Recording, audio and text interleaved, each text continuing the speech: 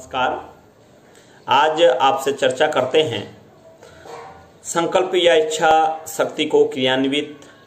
करने के विभिन्न स्तरों की। कोई भी संकल्प शक्ति बिना योजना के,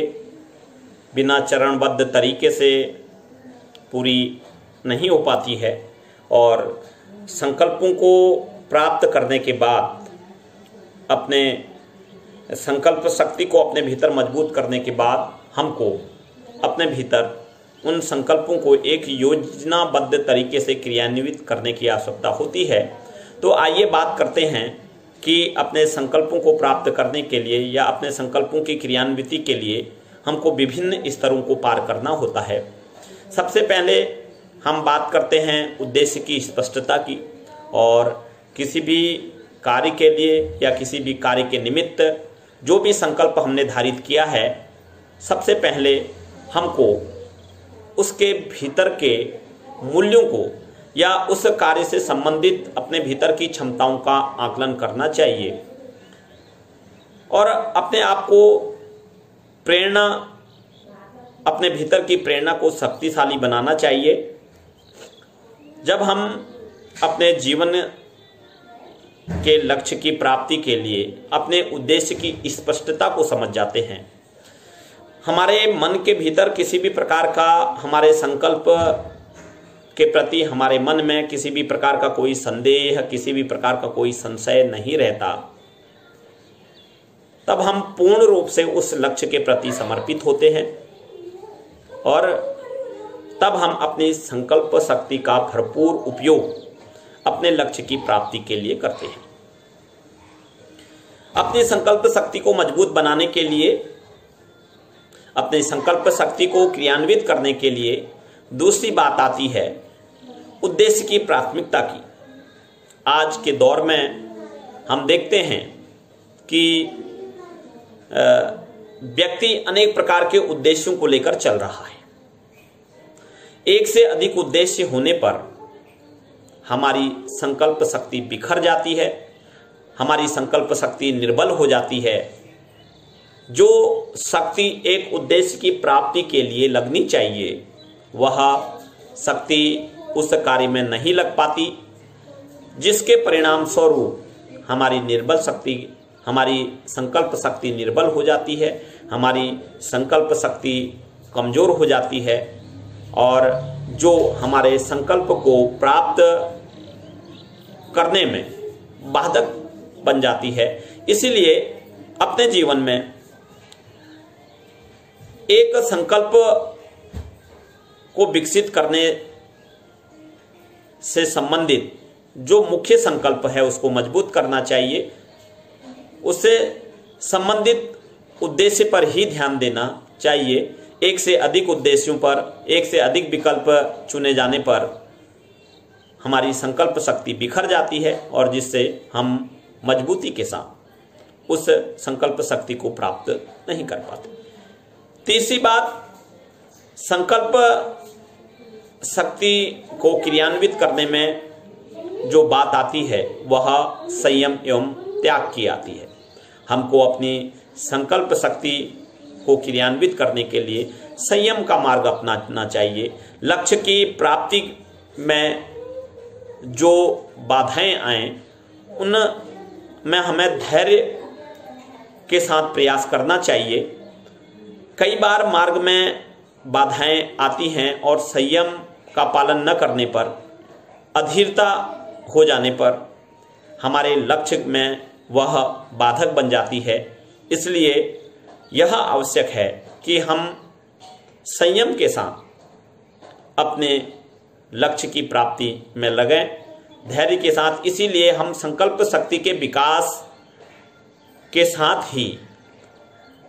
अपने भीतर की धैर्य, जो उसकी सहायक क्षमता है, सहायक क्षमता को विकसित करने की भी बात करते हैं। चौथी बात आती है दृढ़ता कि हम अपने लक्ष्य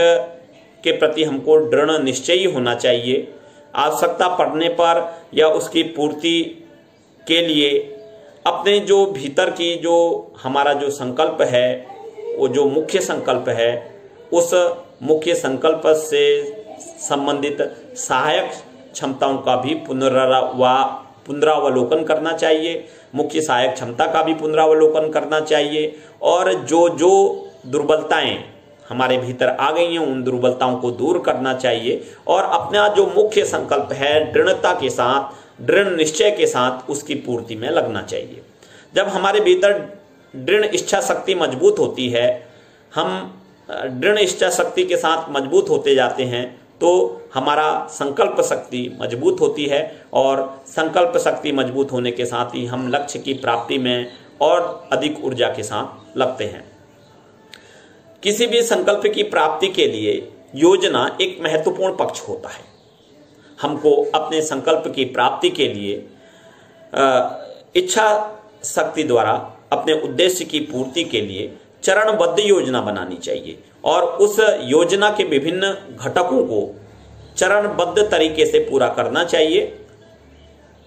जब हम उस संकल्प की प्राप्ति के निमित्त विभिन्न घटकों,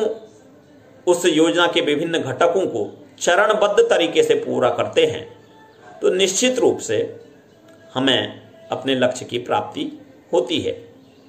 और जो अंतिम लक्ष्य है, जब हम अपने उद्देश्य की स्पष्टता, जब हमको अपने उद्देश्य की स्पष्टता हो जाती है, अपने उद्देश्य की प्राथमिकताओं के साथ हमारे मन का दृढ़ निश्चय हो जाता है और हमारे भीतर दृढ़ निश्चय आ जाता है, हमारे भीतर धैर्य आ जाता है और धैर्य और संयम के साथ, दृढ़ता के साथ पुनः पुनः पुनरावलोकन करते हुए, हम योजना बनाते हुए जब अपने लक्ष्य को क्रियान्वित करने के स्तर पर आगे बढ़ते हैं तो हम एक निश्चित लक्ष्य की प्राप्ति कर लेते हैं। इस प्रकार से हमने देखा कि किसी भी लक्ष्य की प्राप्ति के लिए किस प्रकार से उद्देश्य की स्पष्टता होनी चाहिए, उद्देश्य को प्राथमिकता के स्तर से संकल्प धारित करना चाहिए, दृढ़ता एवं नवीनीकरण होना चाहिए,